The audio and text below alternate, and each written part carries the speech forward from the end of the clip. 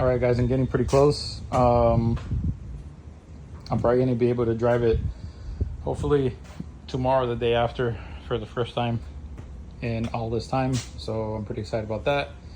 So before I start putting the bed back on, I just wanted to show you guys some stuff that I learned about setting your pinion angles and all that stuff. And so when I set the engine in place on its motor mounts, and those are the motor mounts that come with the TD Conversions motor mount kit. I think they're for like an F-150, mid-90s F-150 motor mounts. So when I put it in, I use this to find the angle of the transmission center line, and it was about 3.2 degrees. So after about I don't know, a few weeks of sitting there, I went to go start figuring out the pinion angle back here. I had to take off the bed. I'm also waiting for the fuel pump, but I started to fool around with this, and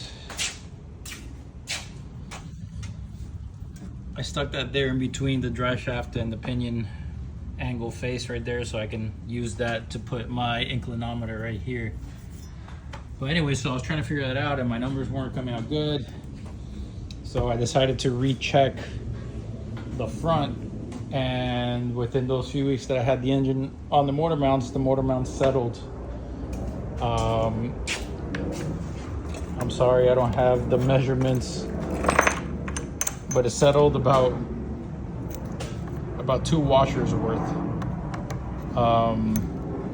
So yeah, so it was at 3 degrees, 3.2, and then when I went to measure it again, it was at I think like 0.6.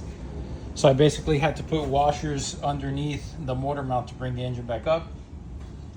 So that brought it back to about 2 degrees, which it's supposed to be between 1 and 3 degrees is the angle of your engine.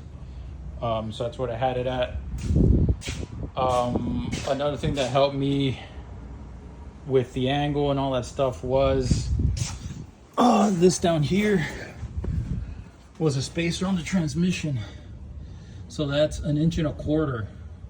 So before I installed that, the engine was just too tilted. It was about 6 degrees, and the vacuum pump was hitting the firewall, and it just wasn't good at all until I was online one night and somebody gave me the idea to put some shims underneath the transmission. So he was talking about maybe like a few washers, but yeah, I had to go big. So that spacer actually helped me clear that right there, which is the rack and pinion, and then the bottom. I cut out a piece. Yeah, it looks really ugly, but it's not anything structural or really critical to the oil pan. But as you can see there, it's still pretty close, so I gotta take some material off. And when the motor mount settled, it was actually hitting, so it's kind of good that I raised it back up. But anyways, so that's that. So basically, so the front of the engine has to be between 1 and 3 degrees pointing up. So from horizontal, it has to be a positive angle upwards, and then the rear pinion angle has to match that. They have to be equal, so they have to be parallel. So this is also pointing up. I think it's like I got it like a 1.8 degrees upward. So basically the pinion center line and the transmission center line have to be parallel. So they both have to be slightly pointing up towards the front of the truck or of the car. So once you kind of have that in the ballpark, they can be within 0.5 degrees to 1 degree off of each other. I suggest using the Tremec app, because once I got it kind of dialed in, I used the Tremec app, and it confirmed that all the angles were correct. So that was a relief. Maybe you guys won't have such a hard time.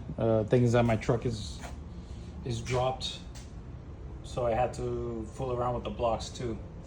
But yeah, it should be ready to go hopefully tomorrow or the day after. All right, bye.